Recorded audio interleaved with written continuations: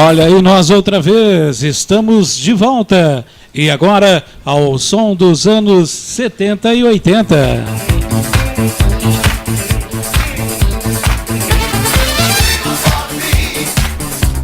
Convidado especial do nosso Mistura Fina Online já está aqui na nossa redação, o vice-prefeito André Brito, que vai falar, entre outros assuntos, sobre o recapeamento da Rua Oswaldo Aranha, também sobre a viagem a Brasília e o convênio com a Corsan. Aline Lourenço participa da entrevista e vai fazer a primeira pergunta para o André. Tudo bem, André? Tudo bem. É um prazer participar aqui junto com vocês desse Mistura Fina Online. Prazer, André. André, você participou no começo de abril, da Marcha dos Prefeitos em Brasília. O que foi tratado lá? Na verdade, a Marcha dos Prefeitos em Brasília, ela acontece todos os anos.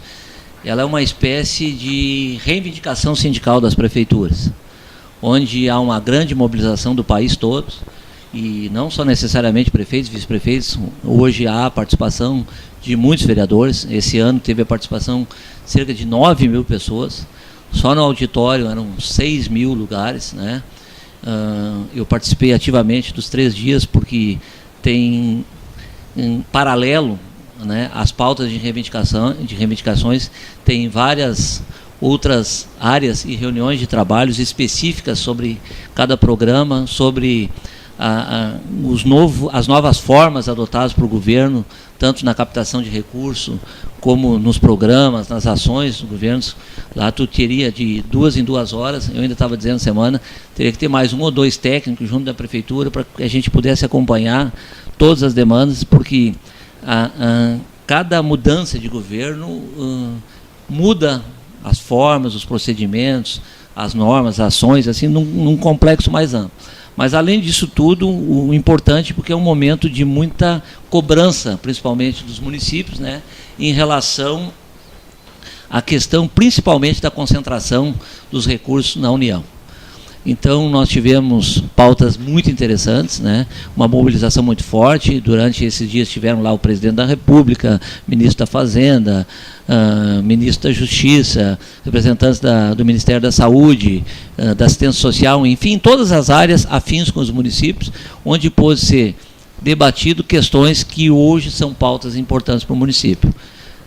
Dentre elas, né, eu vou citar algumas aqui bem rápidas, né, algumas que atingem diretamente, principalmente, as finanças públicas. Nós temos um exemplo bem claro, assim, que hoje os municípios brigam por mais 1% no fundo de participação, que seria no mês de setembro. Nós já conquistamos o de julho, o de dezembro, né, e seria o intermediário de setembro, porque em setembro é o mês, é o período em que as receitas caem, porque é o período em que o governo federal mais devolve o imposto de renda, né, daquela devolução, e esse imposto de renda, obviamente, ele faz parte, né, do fundo de participação, do conjunto dos recursos, afetando, obviamente, as finanças dos municípios. Saímos de lá com a promessa, né, porque eu sempre digo, eu sou um defensor dessa marcha, porque a minha primeira ida a Brasília, os primeiros passos que eu dei e aprendi em Brasília, foi na Marcha dos Prefeitos, lá em 2007, né, onde eu passei quase 4 dias, da manhã à noite, buscando as informações necessárias para a gente construir a nossa caminhada lá em Brasília. E neste ano, e ela vem de forma assim, bastante sucinta, né, conquistando alguns avanços. Já houve, hoje, já 2% do FPM, para vocês terem ideia, esse 1% lá de trás, mais 1% agora, acho que uns 3 anos atrás, isso representa hoje para o município de Itaquari mais de R$1 milhão por mês. Quanto representa esse percentual que vocês estão hoje ele representa em torno de R$700 mil por ano. Né? Esse recurso que vocês estão pleiteando para receber em setembro. Para o mês de setembro. Só que não, provavelmente esse mês de setembro ainda, provavelmente a gente ainda não consiga, que ainda fica para o próximo ano. Por quê? Porque houve o compromisso do governo, houve o compromisso assumido lá, diante de todos os prefeitos e as representações, de que mandaria o projeto de lei para a Câmara e tentaria votar em toque de caixa. A gente sabe que quando eles querem, eles fazem, mas a dúvida que a gente sempre fica, né? E eu aqui não estou colocando dúvidas em governo nenhum, mas de que realmente vão fazer. Mas saiu da carta, foi feito o compromisso, né? De que teríamos mais 1%. Provavelmente tem que incluir no orçamento do governo federal para o outro ano, né? Isso, tem essa questão toda. Mas nós já estamos brigando pelo mínimo que viesse 0,25% esse ano. É pouco, mas é um avanço e a garantia que lá na frente nós vamos ter. Essa é uma das brigas que estão tendo. Outra questão muito importante é sobre o ISS dos cartões de crédito. Os prefeitos também protestam. E acabaram os prefeitos indo fazendo um protesto na frente do STF, porque está lá para ser votado essa questão da constitucionalidade, de que os municípios, e aí é uma pauta, uma disputa grande, porque os municípios querem que o ISS do cartão de crédito seja cobrado aonde é realizada a despesa, e não onde está hoje situado a empresa de cartão de crédito. Hoje o recurso que circula em cartões não vem nada não retorna nada para o município. Não retorna para o município, fica na sede. Hoje 2 municípios, assim, parece que é Pontão, me parece São Paulo, e Campo Bom, aqui no Rio Grande do Sul, que seriam os mais afetados com isso. Então, nessa pressão, né, porque isso está para ser votado lá há tempo, né, ficou acertado então que seria pautado para 24 de novembro. É longe? Mas nós não tínhamos essa pauta, não estava pautado isso, e para nós é interessante. Isso representará para nós, só para o município de Taquari, se isso realmente, agora o Supremo 24 de novembro decidir, né, pela questão de constitucionalidade, isso, em torno de 700 a 800 mil reais por ano de arrecadação de imposto sobre serviço, para vocês verem a dimensão dessas pautas, né? Eu ainda brincava com o Mané. Se nós buscarmos esse 1%, mais esse, mais a expectativa de que se tem da ZANC, Imposto sobre Serviço, nós provavelmente deixaremos para o futuro aqui de Taquari mais de 2 milhões anuais de receitas, né, que hoje nós não temos, né, com lutas que essas duas primeiras que não são lutas só nossas, são lutas do conjunto dos prefeitos do país. Da mesma coisa, uma outra pauta foi a questão do Fundo de Exportação e da Lei Candir. Vocês devem saber que só o Rio Grande do Sul hoje passa dos 45 bilhões as perdas, né, com a Lei Candir. Lei Candir, tu isenta, né, de ICMS os produtos agrícolas e os semis elaborados, né, para exportação. Né, e, obviamente, o Rio Grande do Sul é afetado com isso. Saímos de lá com um compromisso que tinha o fundo de exportação, que era o FEX, que eles chamavam, que eles davam uma rebarbinha lá para os municípios, um valor quase que irrisório, né, para suprir essas demandas. Saímos de lá também com a expectativa e o compromisso, quando os municípios estavam reivindicando lá, junto com os estados, uma compensação de 3 bilhões e 800 milhões, que isso, para nós, aí também vai dar mais uns 300, 400 mil reais por ano, né, porque houve o compromisso do ministro Paulo Guedes, que estava lá, né, houve um compromisso verbal de que utilizaria um fundo social, desse próprio fundo, criaria nesse fundo exportador, ampliaria nesse fundo exportador, e de que colocaria, ao invés dos 3,8 bilhões, e aí vocês, não é Papai Noel, foi dito por ele, colocaria 10 bilhões, né, para compensar, num primeiro momento, essas perdas, até que se buscasse uma solução para essa questão, que afeta basicamente os estados exportadores. Aí é mais um avanço que nós tivemos.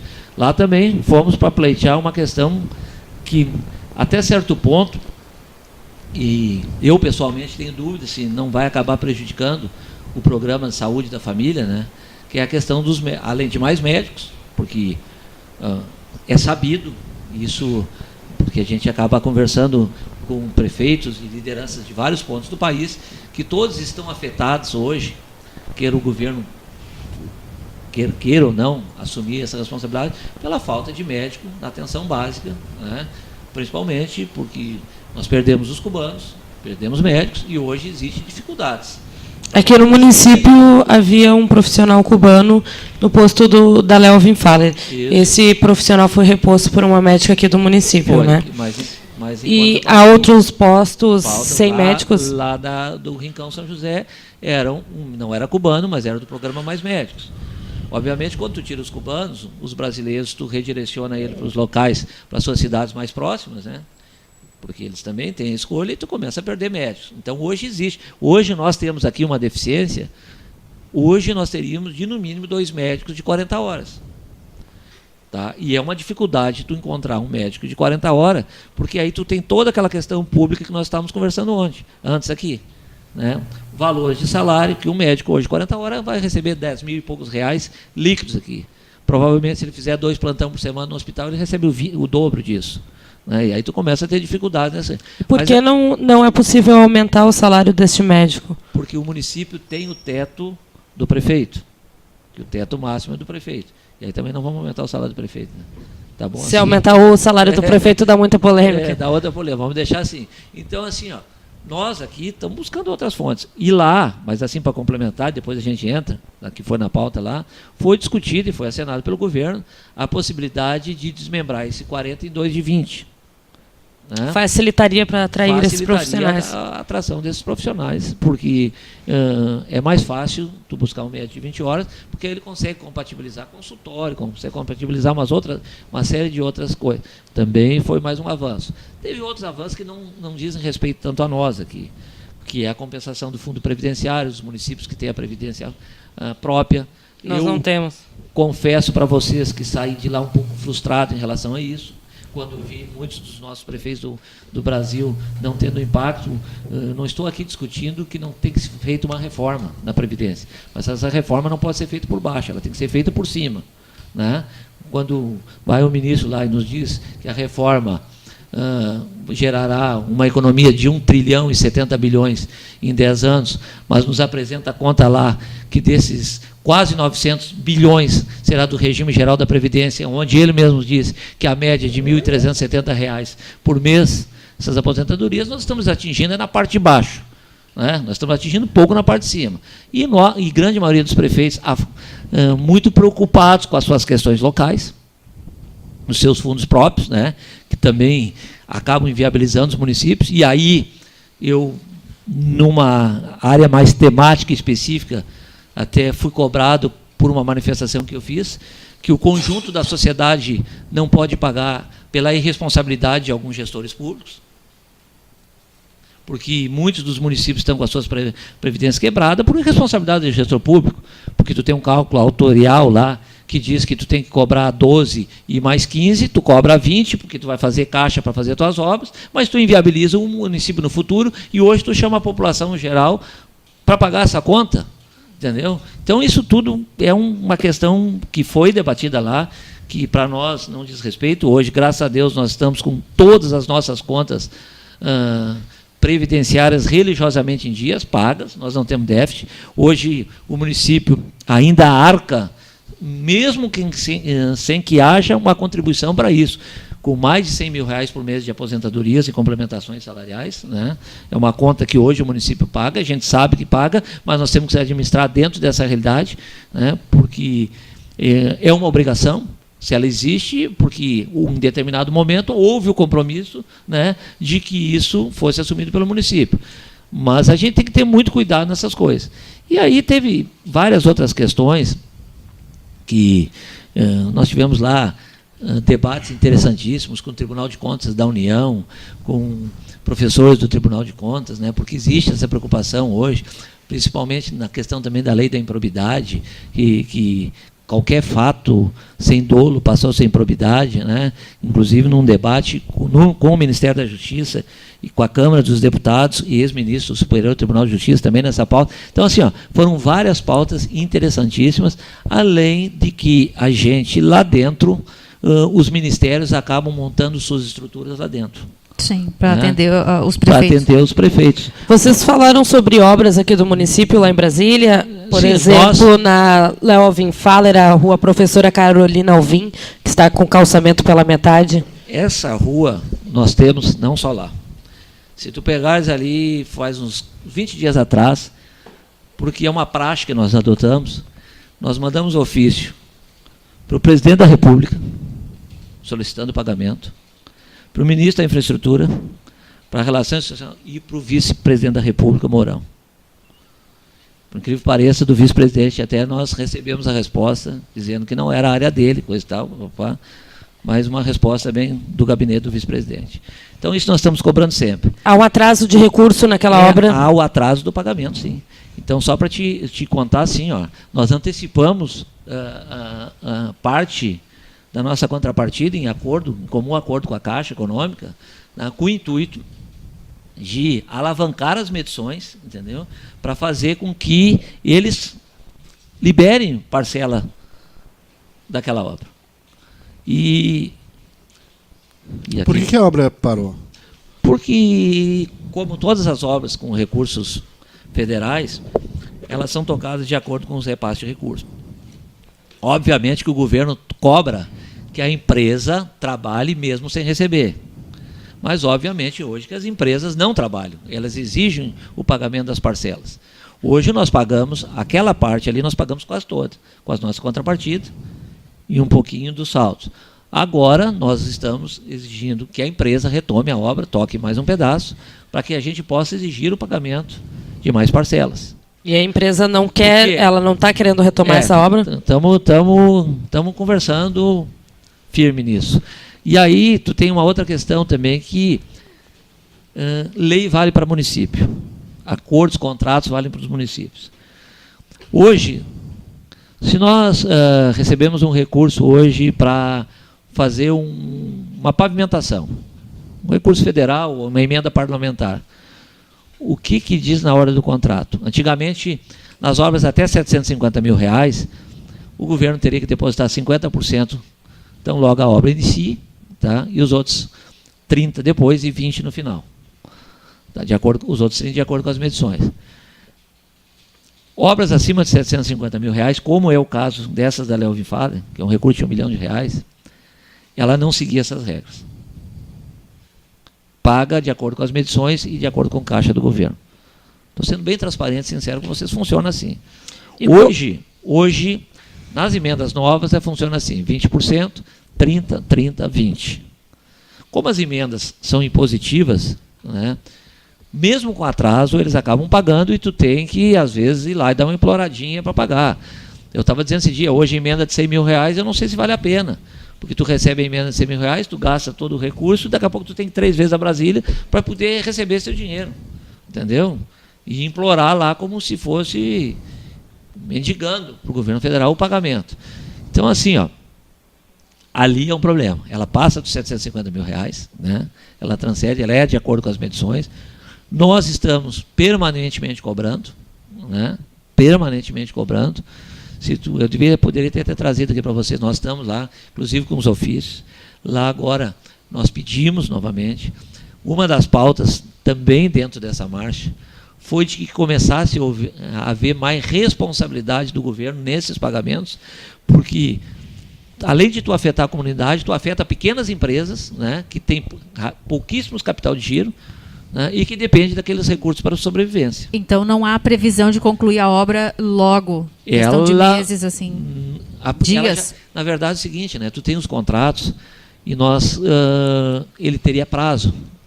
Mas como o governo não paga, tu prorroga. Né? E aí tu toma todo o cuidado, porque tu tem 2 problemas. Se eu brigo com a empresa agora, eu tenho que iniciar um processo todo novo. Se a empresa resolver não deixar, como a Timóteo não queira a empresa, não quis mais fazer, nós tivemos que iniciar todo um processo novo. Entendeu? Então a gente vai tentando construir uma caminhada através do diálogo, da conversa com o governo, entendeu? Mas eu estou dizendo assim para vocês,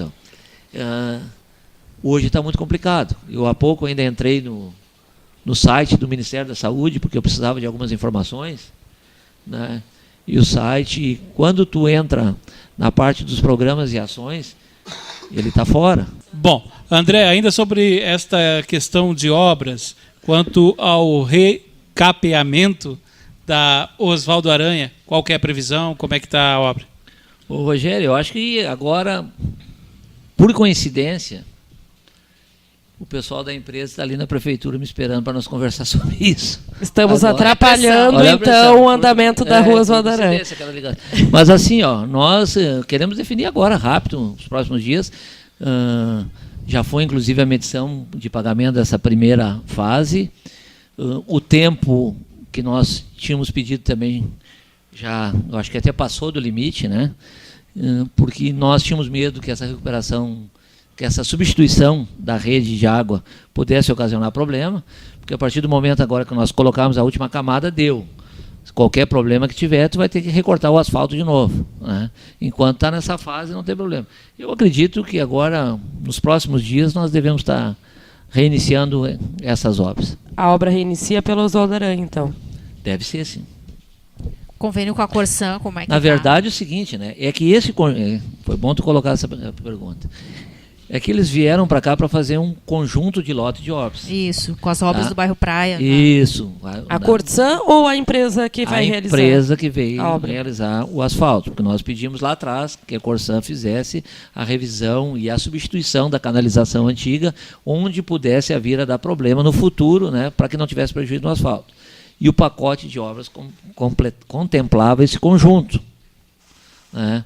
Óbvio que a empresa veio, a Corsã fez a primeira fase aqui e parou, né? Isso é uma das questões que nós temos que discutir agora, o deslocamento das máquinas para atuar especificamente só numa obra, né? Porque, afinal de contas, não vai poder fazer Getúlio Vargas e nem João Pessoa nesse momento. Nenhuma das duas nesse momento, né? Em função da não realização da troca de não ter o convênio. Na verdade, e não só nessa obra específica, em todas essas obras aqui nesse lote que nós temos de obra na cidade, inclusive nessas nos bairros, né?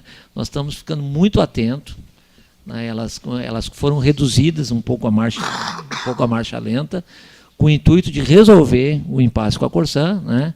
De que haja ou as ligações, né, de águas nos terrenos baldios, inclusive estão sendo procurados,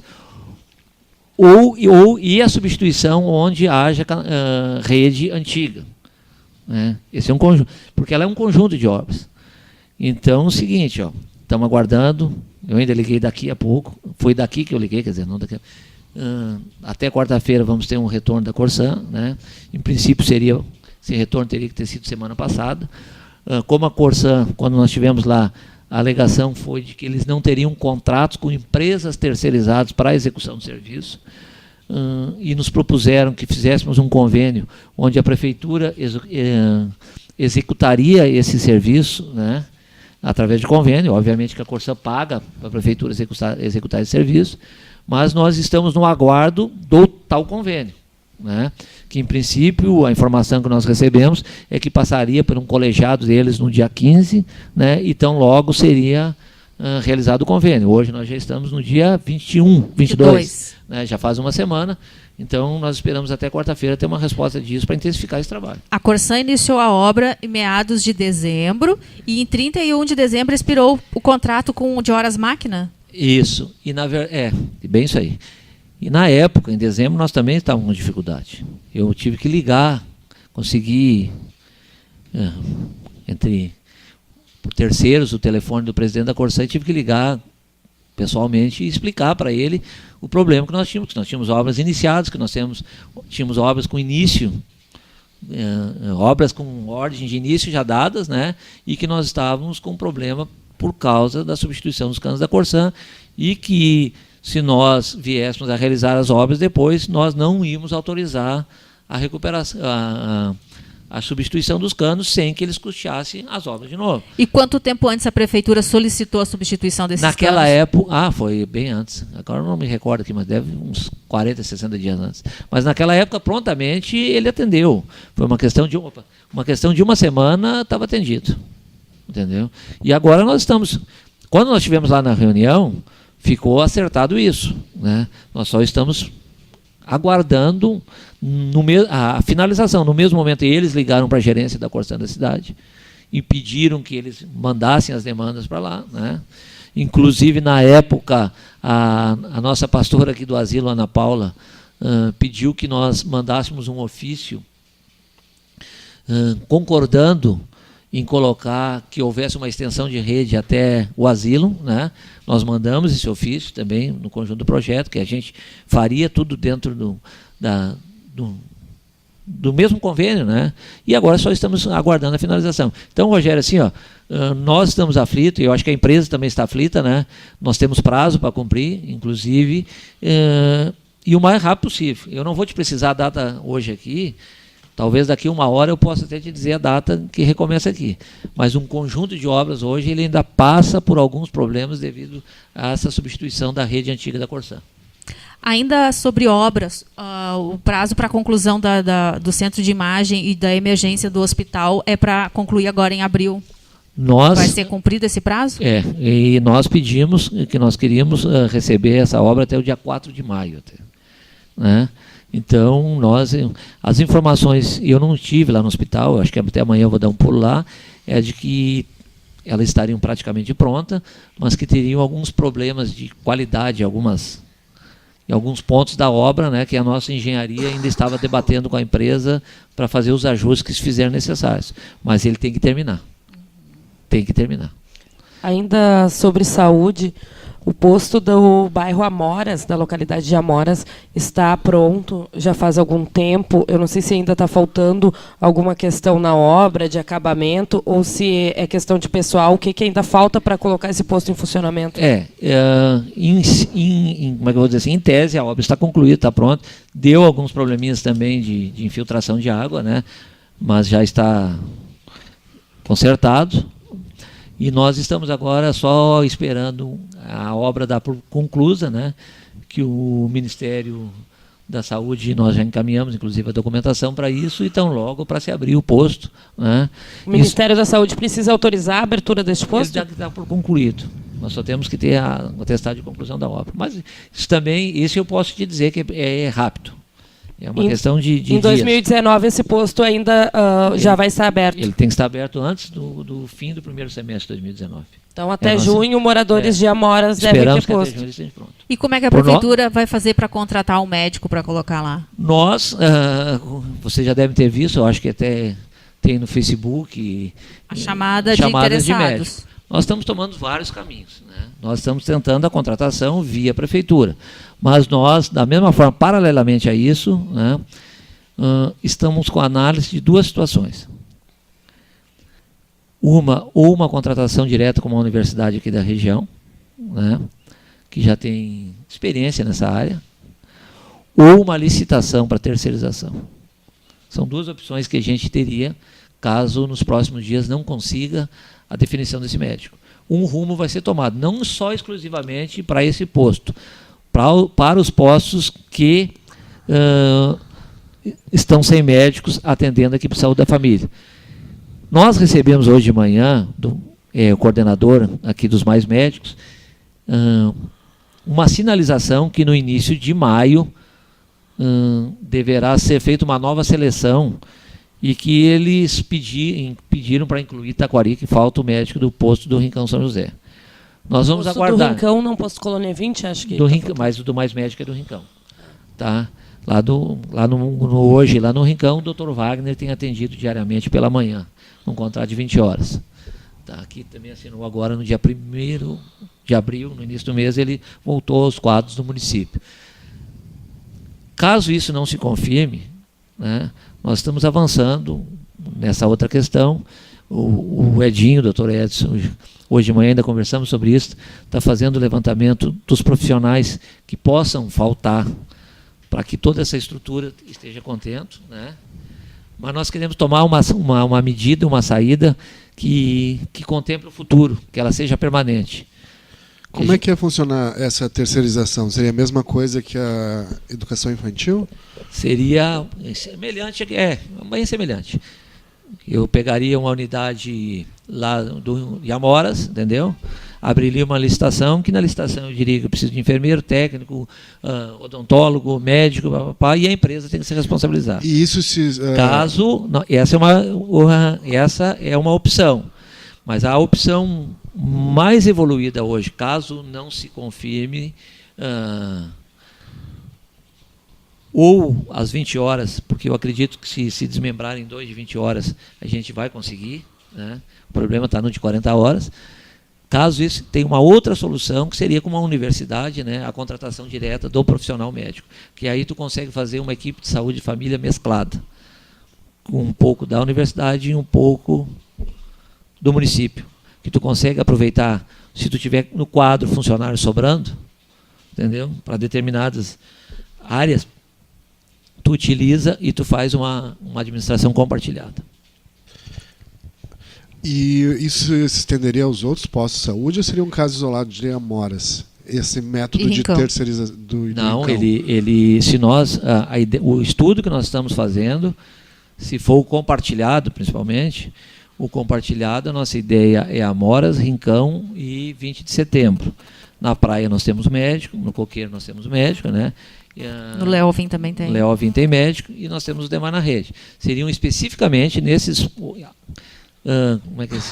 projeto piloto seria especificamente nesses postos que nós temos médicos, né? E, obviamente que se tiver problemas em outros depois, né, e a situação está em gestação ainda, né? Mas eu estou dizendo porque é os caminhos mais palpáveis hoje e que se vislumbra com mais força, né? E eu acredito que até dia 20 de maio estejam definidos esses caminhos. André, hoje nós recebemos também no programa a visita do presidente do PSL, o Vandré Bastos das Neves, e ele nos passou que uma das ideias do partido para o município é de que já é possível, em 2019, a prefeitura colocar em prática a abertura de um posto de saúde até às 10 horas da noite.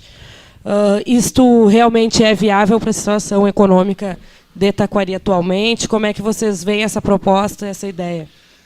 Primeiro, eu gostaria de dizer que, até para quem conhece um pouco da história de Taquari, que antigamente, até poucos tempos atrás, nós tínhamos médico no inverno, se você se recorda, que eu atendia até mais tarde nos postos de saúde, que era um programa que tinha uma parceria com o governo do Estado. Infelizmente, de uns tempos para cá, não sei por causa isso foi relegado para um segundo plano. Seria possível, sim. Muito possível.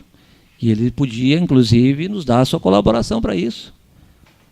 Basta que o governo do Estado pague o que nos deve, porque, pelo que eu sei, hoje o partido dele está no governo do Estado. Ele deve chegar lá no governador e dizer, pague em dia. Né? Que ele chegue no presidente da República, que é do partido dele, e diga, olha, está na hora de reajustar a tabela do SUS, né, que ela está defasada. Não tem cabimento um município ou um hospital receber R$500, R$600 para fazer uma cirurgia. Não tem cabimento um hospital receber R$300, R$400, R$500 para fazer um parto. E que hoje quem está bancando são os municípios. Isso é perfeitamente viável. Seria ótimo, seria excelente, se cada ente da federação cumprisse com a sua obrigação. Cumprisse com a sua obrigação. Está lá, o Estado teria que colocar 12% na saúde, não coloca. A União teria que colocar os 10%, não coloca, os municípios colocam 23%, como o município de Taquari.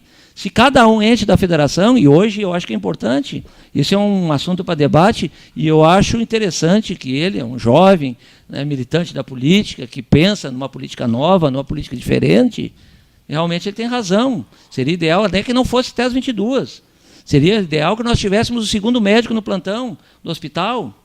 Só que para ter esse segundo médico no plantão do hospital, custaria R$80 mil mais por mês.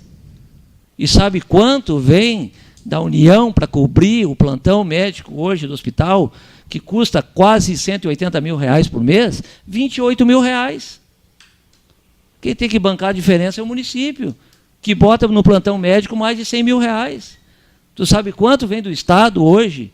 Tá? Para suprir o plantão médico, nada, vem 35 mil para a porta de entrada do SAMU, que tem que atender os pacientes de toda a região e sempre atrasado, que nós estamos bancando hoje. Seria excelente isso, é uma excelente ideia. Seria ótimo se cada um cumprisse essa obrigação. Eu até vou fazer esse desafio, que ele vá lá no presidente, né, que ele diz que tem uma certa afinidade com o presidente da República, e peça para esse presidente colocar aqui no nosso hospital o mesmo valor que nós colocamos no plantão médico, que isso será suficiente para colocar 2 médicos no plantão o dia todo. Se a União colocasse igual ao município. Porque hoje é o município que banca, porque a União não banca, foge da sua responsabilidade. O Estado paga quando quer e quando dizendo que pode. Eu não vou entrar aqui no mérito, porque eu não acredito que nenhum governador vai deixar de pagar por querer. Realmente tem essas dificuldades, mas nós não podemos, que fizemos o nosso dever de casa aqui, pagar pela responsabilidade deles, ou de quem foi responsável no passado. Isso é muito fácil de fazer, desde que se pague a conta. Alguém tem que pagar a conta.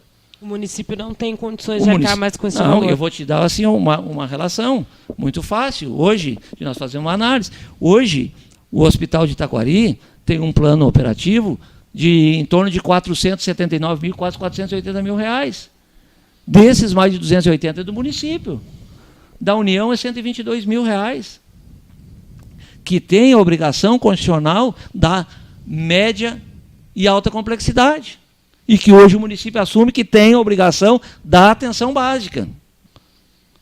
Entendeu? Então, essas coisas que nós temos que começar. É muito fácil eu vir aqui para fazer pregação, entendeu? É óbvio que nós queríamos ter.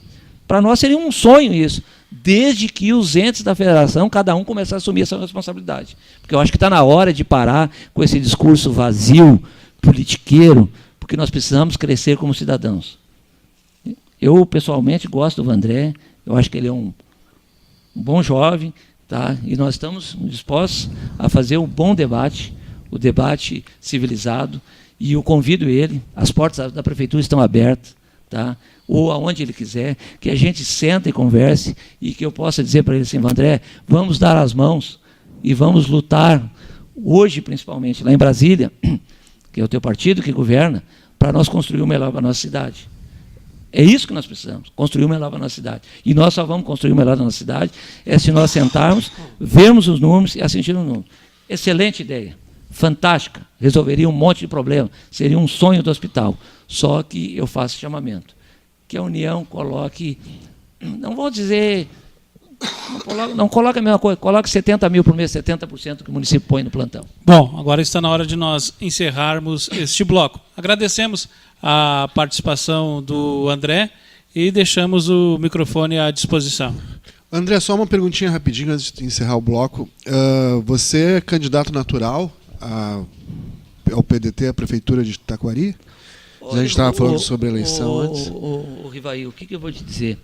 Eu ouço mais comentários disso do que de mim mesmo. Estou sendo sincero, parece até que para vocês são demagogia. Eu tenho sempre dito, quando me chamam no PDT, porque eu tive uma opção. Quando vim para o poder público, eu disse que eu não poderia mais participar da executiva do partido, que é os dirigentes máximos do partido, porque não pode se confundir a administração com o partido. Eu deixo bem à vontade todos os militantes do PDT que quiserem ser candidato a prefeito. Na sucessão natural, né, eu sou pré-candidato. Sou pré-candidato, não falo isso ainda, evito isso, porque eu acho que esse discurso eleitoral, há 1 ano e meio quase, ele prejudica o município. Né? Ele prejudica o município por 2 fatos. Porque se uma eleição nacional já virou uma guerra, vocês imaginem uma eleição municipal. Há pouco aqui, eu ainda estava fazendo um debate, né, sem a presença, em cima de uma ideia fantástica, uma excelente ideia, né, de um outro, pelo que eu sei também, pré-candidato, excelente, ideia fantástica, entendeu? Que todos nós sonhamos, todos nós queremos, e eu ainda chamei que ele participasse na construção dessa ideia, né, nos ajudando a captar recursos para isso, e porque eu acho que isso acaba atrapalhando a nossa cidade. Eu tenho salientado sempre a questão que a militância às vezes tem a pauta invertida, transformando tudo em debate político de forma antecipada, quando na verdade tem projetos, tem obras, tem realizações para serem feitas, né? Tem muitas deficiências a serem sanadas, tem muitos problemas a serem resolvidos, né? Tem questões diversas. E se nós formos focarmos hoje num debate político, um debate eleitoral ou pré-eleitoral, nós fugimos, né, da verdadeira responsabilidade que é de administrar, da administração pública. Então, assim, em princípio, sou pré-candidato, não sei se já posso dizer isso, não é? Tem intenção de ser candidato? Tem intenção de ser candidato. Está, né? Com o nome à disposição. Estou com o nome à disposição, mas também assim, não tenho a menor vaidade nenhuma de achar que eu deva ser o candidato, né? Se os partidos acharem que tem que ser outro, não tem problema nenhum. Quem me conhece sabe que eu não me preocupo com status, não vejo status nenhum, né? Eu vejo assim que a administração pública ela me enche e preenche, entendeu? Mas preenche a minha vontade de querer fazer as coisas, independente da função que eu esteja, entendeu? Não preciso ser prefeito, vice-prefeito, seja lá o que for.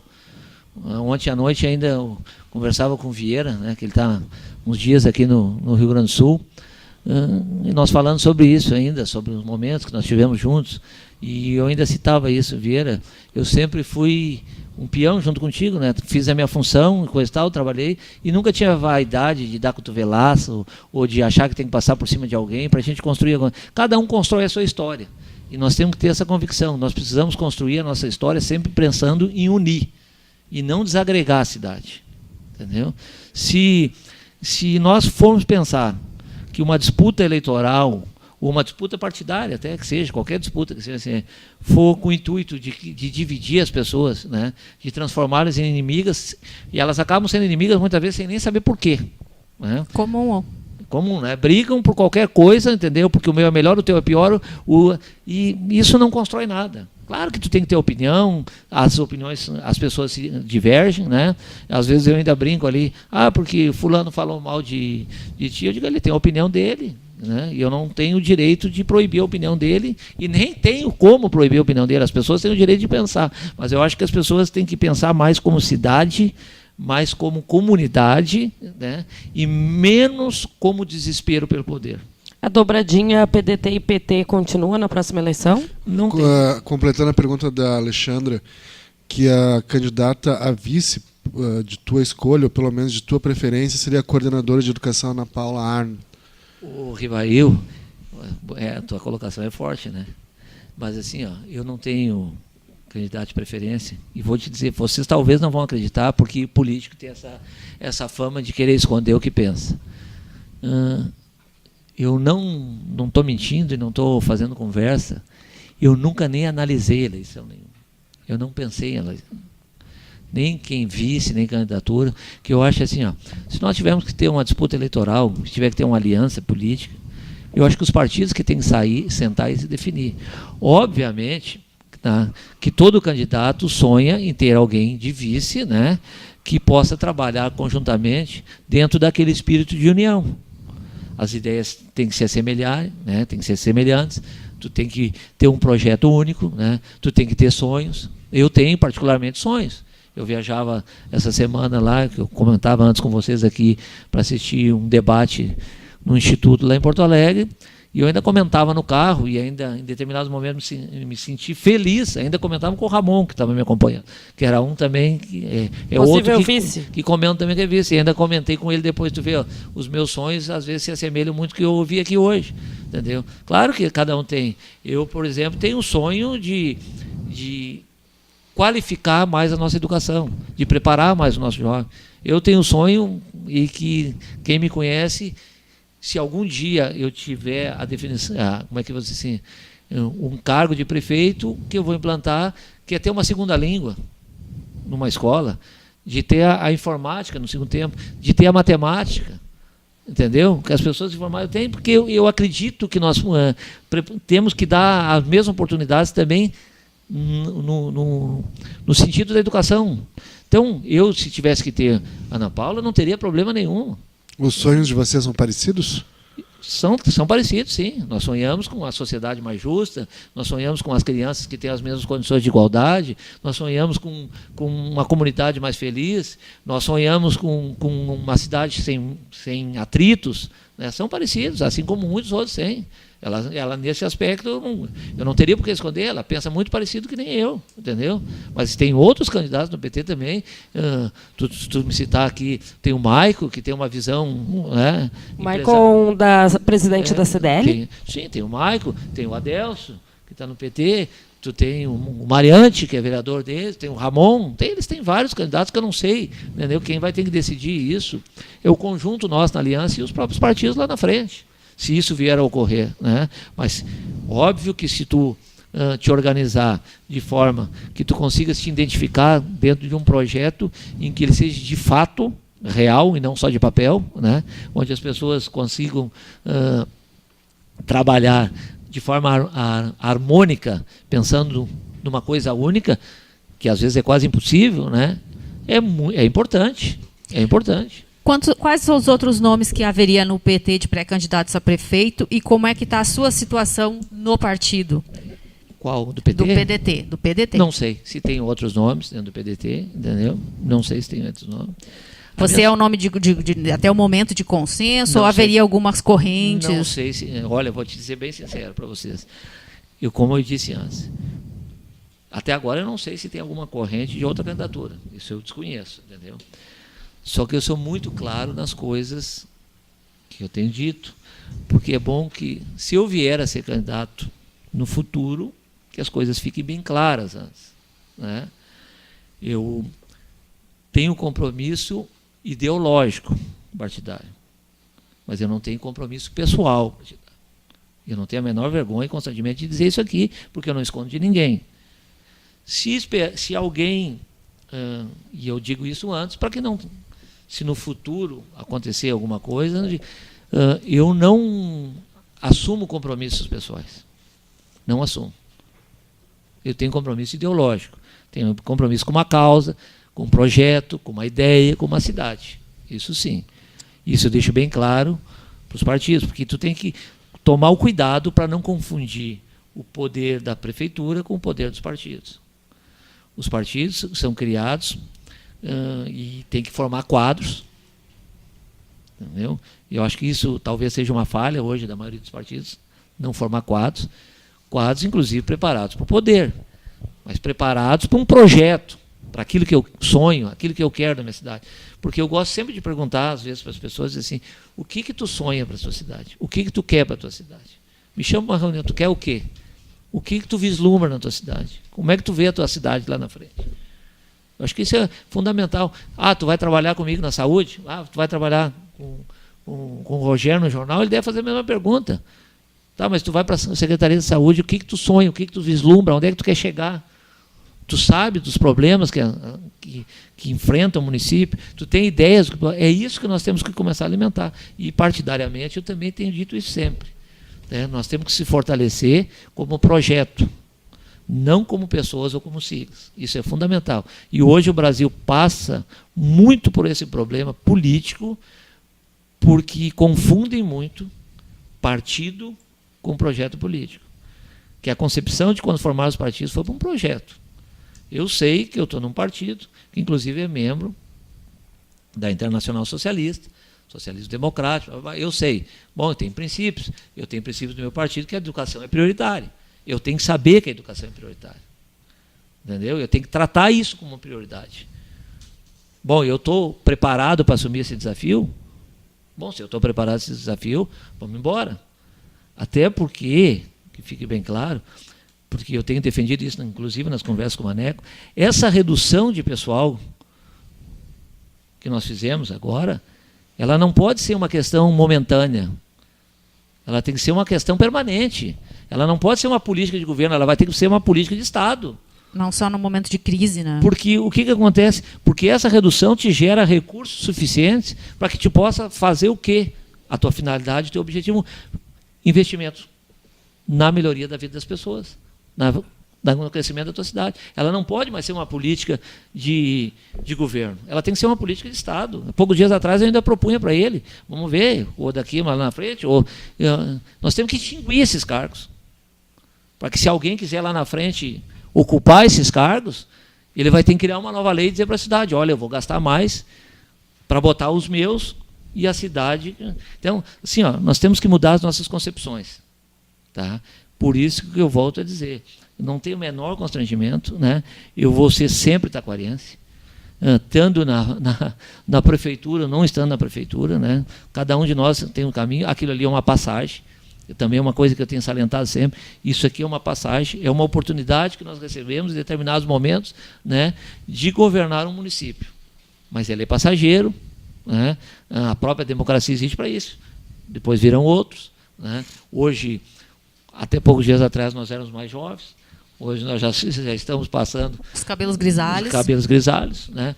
Virão logo mais atrás outros jovens, e que nós temos que focar e incentivar esses jovens a gostar da política, a gostar da verdadeira política. Nós temos que tirar esse conceito que a política tem que ser uma guerra, nós temos que tirar esse conceito que a política tem que ser uma briga, nós temos que ter o conceito que a política tem que ser a transformação da vida das pessoas. Claro que nós não podemos ser inocentes e ficar quietos quando nós vemos as pessoas sendo prejudicadas, principalmente aqueles que não têm voz e não têm vez. Aí nós temos que abrir a nossa voz.